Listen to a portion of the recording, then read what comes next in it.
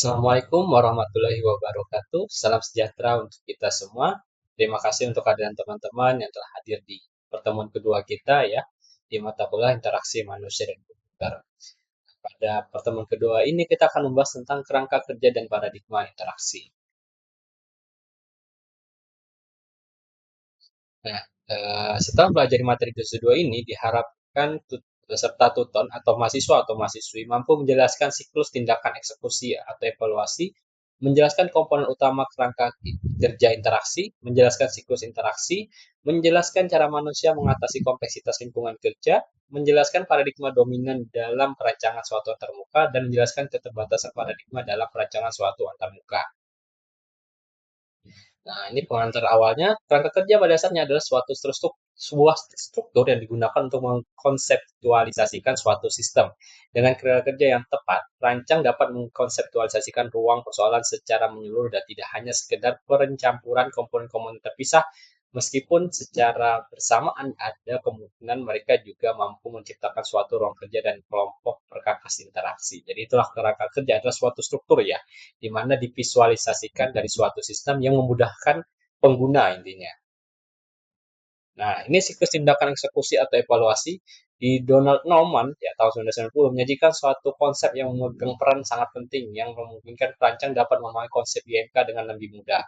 Nah, konsep tersebut dikenal dengan siklus tindakan eksekusi atau evaluasi atau disingkatan dengan ISTAA ya. Nah, menurut Norman, struktur tindakan mempunyai 4 bagian dasar sebagai berikut. Pertama, goal atau tujuan ya. Kerja yang diinginkan oleh pengguna. Yang kedua adalah eksekusi, melakukan tindakan ya, suatu yang sesuai dengan yang diinginkan agar bisa dicapai. Habis itu dunia nyata bukan tempat atau pengguna atau eksekusi lokasi yang di apa yang dimanipulasi. Dan yang keempat, evaluasi. Pengguna melakukan validasi atau suatu tindakan membandingkan hasil yang diperoleh dengan goal yang telah ditetapkan. Evaluasi itu membandingkan tujuan yang kita tetapkan dengan apa yang telah kita dapatkan saat ini gitu ya. Nah, siklus 7 langkah dari tindakan dapat dilihat pada gambar di samping ya, kalian bisa lihat ya, ini 7 langkah ya. Nah, pertama menetapkan tujuan dulu, goalnya apa. Ya, jadi suatu perusahaan dan organisasi itu pasti punya tujuan dan masing-masing. Yang kedua membentuk keinginan, apa yang ingin dicapai dari tujuan tersebut, apakah ingin 100% dicapai atau 80 kah, 70%, ya kita harus tahu. Yang ketiga menentukan urutan di tindakan, apa saja yang ingin kita lakukan untuk bisa mencapai tujuan yang kita inginkan, mengeksekusi tindakan sesuai dengan prosedur agar bisa mendapatkan hasil tujuan yang diinginkan. Yang kelima memahami status dunia nyata bagaimana saat ini lingkungan dan lain sebagainya, menginterpretasikan persepsi bagaimana suatu uh, pemikiran yang ada dalam otak kita mampu diterapkan dan dijalankan ya, atau digunakan atau diterapkan dalam suatu sistem. Dan yang terakhir mengevaluasi hasil interpretasinya ya, jadi lalu melakukan perbandingan apa yang dituju dengan apa yang saat ini dilakukan sudah sesuai atau tidak. Nah, jarak pemisah eksekusi dan jarak pemisah evaluasi. Terdapat jarak pemisah antara siklus eksekusi dan evaluasi, di mana terdapat sistem fisik dari siklus eksekusi menuju siklus evaluasi, dan terdapat goal atau tujuan pengguna antara siklus evaluasi menuju siklus eksekusi. Ada jarak pemisah ya. Jadi sistem fisik dengan tujuan pengguna itu pasti ada yang namanya masalah. Nah, itu walaupun namanya evaluasi akan mendapatkan hasil yang diinginkan ya. Nah, jarak pemisah eksekusi ya, kita bahas dulu. Jarak pemisah eksekusi adalah perbedaan antara keinginan pengguna dengan apa yang dilakukan oleh sebuah sistem yang atau seberapa jauh sistem tersebut dapat mendukung tindakan yang dilakukan oleh pengguna. Nah, semakin lebar jarak eksekusi suatu antarmuka yang berarti sebuah sistem yang semakin tidak dapat mendukung tindakan yang dilakukan oleh pengguna. Kemungkinan pengguna mengalami frustasi dan akan semakin besar pula. Jadi, semakin jauh jarak pemisah antara yang namanya eksekusi tadi, maka sistem itu dianggap semakin tidak sesuai dengan apa yang diharapkan atau dengan tujuan tadi. Ya. Habis itu jarak pemisah evaluasi. Jarak pemisah evaluasi adalah tingkat kesulitan yang dihadapi pengguna untuk mengartikan status sistem seberapa jauh artefak atau penggunaan yang dimiliki antarmuka mendukung pengguna untuk menemukan dan menginterpretasikan status sistem. Nah, perlu disadari bahwa jarak pemisah evaluasi tidak mungkin dihindari secara menyeluruh, tapi hal ini harus diminimalisir sekecil mungkin. Ya. Makanya evaluasi itu adalah hal yang harus dilakukan setelah sistem itu diterapkan. agar bisa tahu apa yang kurang, apa yang perlu diperbaikin gitu ya. Nah, kerangka kerja interaksi, siklus tindakan eksekusi atau evaluasi berfokus pada cara dipandang pengguna tentang interaksi, tidak mempertimbangkan hal lain di luar interaksi. Ya. Nah, Owen dan Bill ya tahun di sekitar 1998 memperluas pendekatan ini secara eksplisit ya dengan memasukkan sistem dan cara mereka berkomunikasi dengan pengguna memanfaatkan antarmuka yang ada. Nah, ini ada salah satu contohnya. Masukkan tugas mesin ya, penyajian dan pengerjaan. Kalau tugas ya, pengguna ada observasi dan artikulasinya ya. Nah, kerangka kerja interaksi ini terdiri dari 4 komponen utama, yaitu pertama S sistem yang menggunakan bahasa mesin atau input ya seperti apalah mau PHP dan lain sebagainya itu satu sistem. Pengguna adalah kita, user, brandware dan sebagainya. Input masukan menggunakan bahasa masukan, keluaran atau output menggunakan bahasa keluaran sesuai dengan kebutuhan. Ya. Nah, untuk fase eksekusi terdiri 3 langkah, yaitu artikulasi. Pengguna memformulasikan sebuah tujuan yang kemudian dinyatakan dalam bahasa masukan. Misalnya, saya ingin mencetak suatu dokumen A misalnya. Nah, bagaimana cara melakukannya? Dengan cara misalnya kalau di Word adalah Ctrl P misalnya, Ctrl Print atau dengan file di print dan sebagainya. Nah, itu satu contohnya.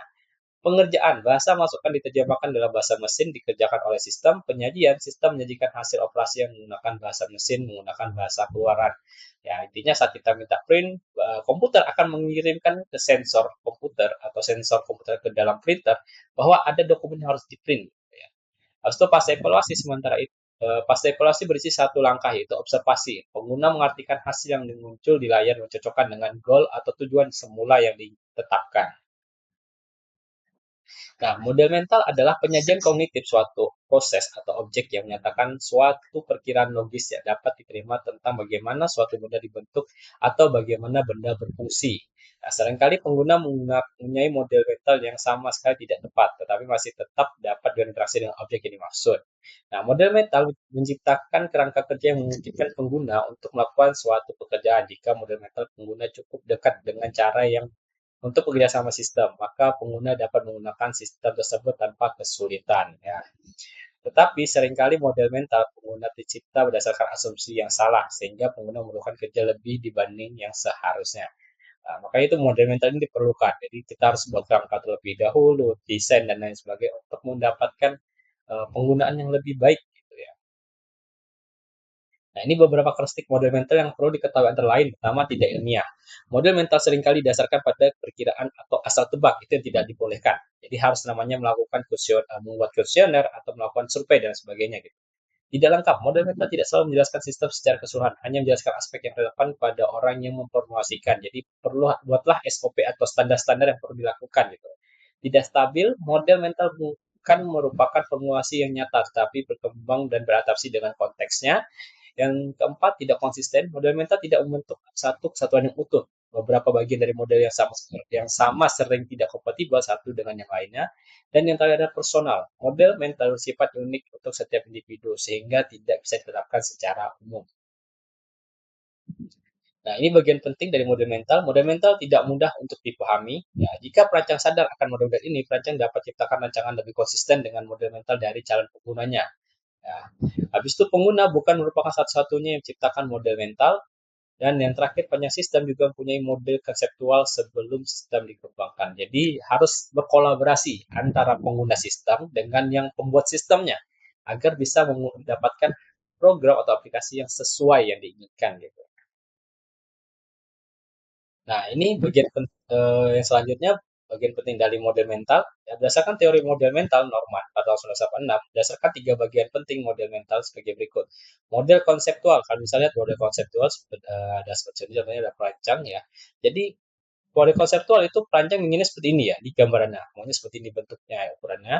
Nah, pengguna juga sama. Jadi gambaran sistem itu sama sesuai apa yang diinginkan, konseptualnya itu sama, mentalnya juga sama dari penggunanya. Jadi apa yang kita inginkan dan apa yang pengguna itu inginkan sama. Ya. Nah, gambaran sistem adalah sistem yang diciptakan oleh perancang dan menggunakan dilakukan pengguna. Jadi apa yang misalnya kita ingin membuat suatu bangku, ya apa yang harus kita lakukan? Menyediakan ini, bantal dan sebagainya. Sama, harus sama dengan pengguna dengan perancang dengan berdasarkan suatu sistem yang baik gitu. Dan ketiga adalah model mental pengguna adalah model yang diciptakan oleh pengguna ketika pengguna berinteraksi dengan sistemnya. Nah, konsep pemetaan menjelaskan tentang bagaimana pengguna menghubungkan suatu benda dengan benda lain. Sebagai contoh, pengguna dapat menghubungkan pembakar pada kompor dengan pematinya sehingga pengguna dapat menyalakan salah satu pembakar dengan benar. Pemetaan merupakan satu bagian integral dari cara orang berinteraksi dengan lingkungannya. Pemetaan yang benar akan membantu menyelesaikan suatu tugas dengan mudah. Ya, pemetaan yang salah akan menyebabkan frustasi dan kegagalan. Nah, inilah tadi pentingnya mengapa ada namanya kolaborasi antara pengguna dengan pembuat ya agar menghasilkan sistem yang sesuai. Jadi dipetakan sistem-sistemnya ini bagian ini si bagian A ini gitu. Biar hasil sistem yang diinginkan itu sesuai. Ya. Jarak semantik dan artikulatori ya. Ketika pengguna berinteraksi dengan sebuah peranti atau sebuah sistem, pengguna akan mencoba untuk mempertemukan apa yang pengguna inginkan dengan apa yang sesungguhnya dilakukan oleh peranti yang bersangkutan, keyboard, mouse, dan lain sebagainya itu sesuai gitu ya. Pengguna dapat memahami hubungan ini dengan memahami jarak antara fungsionalitas suatu peranti dengan yang sesungguhnya ingin pengguna lakukan. Kita menyebut hal ini sebagai jarak semantik antara pengguna dengan sistem. Jadi jarak semantik adalah memahami hubungan antara jarak antara fungsionalitas suatu peranti dengan hal yang diinginkan oleh pengguna. Jadi keyboard berguna enggak? Mouse berguna enggak? Kalau dua-duanya berguna diterapkan atau perlu tambahan misalnya scanner dan lain sebagainya. Nah, jika jarak artikulatorinya kecil, maka pengguna akan lebih mudah mengartikan penempatan fisik suatu sistem. Nah, jarak semantik menunjukkan hubungan antara fungsionalitas yang tersedia dengan fungsionalitas yang diperlukan untuk menyelesaikan suatu pekerjaan. Hal ini merupakan salah satu ukuran kedayagunaan atau usefulness ya dari sebuah rancangan. Rancang interaksi harus berusaha secara maksimal untuk meminimalisir kedua jarak ini. Nah, affordance ya dapat diartikan sebagai salah satu aspek perancangan suatu objek yang menunjukkan cara suatu objek digunakan. Sebagai contoh nih, permukaan layar tampilan tidak hanya penting untuk menginterpretasikan tindakan pengguna, namun juga penting bagi pengguna untuk memahami perilaku antarmuka. Ya, semakin nyaman suatu sistem, ya semakin mudah juga pengguna itu menerapkan gitu ya. Menurut Norman, affordance ini menyatakan hubungan antara objek dengan penggunanya dan bukan merupakan atribut dari objek tersebut. Apa yang bagi seorang merupakan affordance belum tentu berlaku bagi orang lain. Nah, sebagai contoh, affordance dari antarmuka untuk menyandang tunanetra pastilah sangat berbeda dengan antarmuka orang normal. Nah, paradigma domain ya terdapat 3 paradigma domain yang ada saat ini di perancangan konseptual dan visual dari suatu termuka yaitu berpusat pada implementasi atau implementation centric atau metaforik dan idiomatic gitu. Nah, ini 3 paradigma yang akan kita bahas. Oke. Yang pertama adalah berpusat pada implementasi. Antarmuka berpusat pada implementasi sangat banyak dijumpai di kalangan industri komputer. Ya. Perancangan antarmuka berpusat pada implementasi atau BPI yang mengharuskan perancang secara BPI ya, mengharuskan perancang untuk secara eksklusif berfokus pada model implementasinya. Keinginan perancang untuk mengerti bagaimana sebuah sistem bekerja dapat dimengerti tetapi pengguna tidak selalu mempunyai waktu dan keinginan untuk berbuat hal yang sama. Pada dasarnya itu saat suatu sistem dibangun perlu yang namanya pelatihan, ya perlu yang namanya pendampingan agar sistem yang dibuat sesuai dengan apa yang diinginkan. Nah, pengguna lebih puas apabila tugas mereka bisa segera selesai dibanding terus mengetahui bagaimana sistem tersebut bekerja, suatu pilihan yang terkadang amat sulit dipahami oleh perancang. Nah, ini memang suatu dilema ya. Jadi apa yang kadang kita buat sangat mudah, kadang tidak dipahami. Nah, itu bagaimana kita harus mengadakan yang namanya pelatihan, pendampingan, dan lain sebagainya. Nah, antarmuka metaforik ya. Antarmuka metaforik bergantung pada hubungan intuitif yang dibuat pengguna pada saat melihat suatu simbol visual dari suatu komponen antarmuka dengan fungsinya. Ya, atau set, kalian tahu gimana logonya, ada logo disket gitu dan sebagainya gitu ya. Dalam hal ini tidak ada suatu keharusan bagi pengguna untuk memahami mekanisme suatu program sehingga paradigma ini merupakan satu langkah maju dari BPI, tetapi daya tarik dan manfaatnya dibesar-besarkan secara tidak proporsional. Metafora dalam konteks termuka dan perencanaan interaksi bersifat metafora visual. Berarti gambar yang digunakan menyajikan suatu maksud atau atribut tertentu dari suatu benda, dari sebuah benda. Nah, metafora sangat variatif mulai dari gambar sederhana pada sebuah tombol toolbar sampai ke keseluruhan layar. Nah, metafora juga mempunyai sejumlah keterbatasan. Sebagai contoh, metafora tidak dapat disesuaikan scalable ya dengan mudah Sebuah metafora yang bekerja sempurna pada sebuah proses sederhana tidak mudah diaplikasikan pada proses yang ukurannya membesar dan kompleksitasnya meningkat. Ya, ini yang kita harus pahami. Jadi tidak semuanya yang kita inginkan itu di dalam sistem bisa terakomodir dengan baik atau keinginan dari penggunanya. Kadang memang banyak hal-hal yang di luar konsep tadi apa di aplikasi yang kita ingin bangun sebenarnya sudah kita lakukan diskusi dan sebagainya sudah ingin kita terapkan dan kita ingin dia mudah tapi tetap masih ada masalah seperti ini gitu. Jadi metafora juga tidak bisa diterapkan pada skala proyek skala besar ya. Jadi ya misalnya kayak proyek aplikasi Kemendikbud misalnya itu agak sulit diterapkan gitu. Nah, keterbatasan metafora jika perancang bergantung pada metafora untuk menciptakan suatu antarmuka, maka mereka tidak hanya akan menghadapi persoalan yang telah disebutkan di atas, tapi juga dua persoalan besar, yaitu bahwa metafora sukar ditemukan dan mereka membatasi kemampuan pikir pengguna. Metafora ada kalanya bersifat membatasi, terutama jika perangkat yang digunakan sama sekali tidak berhubungan dengan benda nyata. Nah, metafora perlu digunakan untuk fasilitas pembelajaran. Metafora tidak boleh kontradiktif dengan pengetahuan yang dimiliki oleh pengguna. Jadi harus di uh, buat suatu pola dan lain sebagainya atau simbol dan sebagainya yang sesuai dengan kebutuhan. Jangan terlalu banyak dan lain sebagainya. Nah, antarmuka idiomatik adalah didasarkan pada cara pengguna belajar sesuatu dan menggunakan berbagai idiom atau misalnya polisi tidur, jago merah atau ringan tangan. Itu istilah-istilah ya. Jadi antarmuka idiomatik mengucapkan persoalan-persoalan yang dimiliki oleh kedua paradigma di atas dengan tidak berfokus pada pengetahuan teknis atau intuisi tentang bagaimana suatu benda berfungsi, tapi berfokus pada idiom atau visual dan perilaku sederhana yang menyelesaikan suatu tugas. Misalnya, yaitu tadi, kalau ingin lebih cepat dalam mendata suatu produk, itu menggunakan barcode scanner misalnya. Itu satu contohnya gitu. Menurut Shukwar dan Rayman, ya, percenjangan idiomatik merupakan masa depan perancangan antarmuka. Dalam paradigma ini, pengguna bergantung pada kemampuan alamiah manusia untuk belajar secara mudah, cepat selama pengguna tidak memaksa mereka tidak untuk memahami tentang bagaimana dan mengapa. Jumlah idiom yang dapat digunakan dapat dibilang tak terbatas dibandingkan dengan jumlah metafora yang lebih terbatas. Oke, tetap semangat belajar ya. Untuk sesi kedua ini jangan lupa baca buku modulnya juga ya yang ada di buku IMK. Selamat belajar, tetap semangat. Assalamualaikum warahmatullahi wabarakatuh.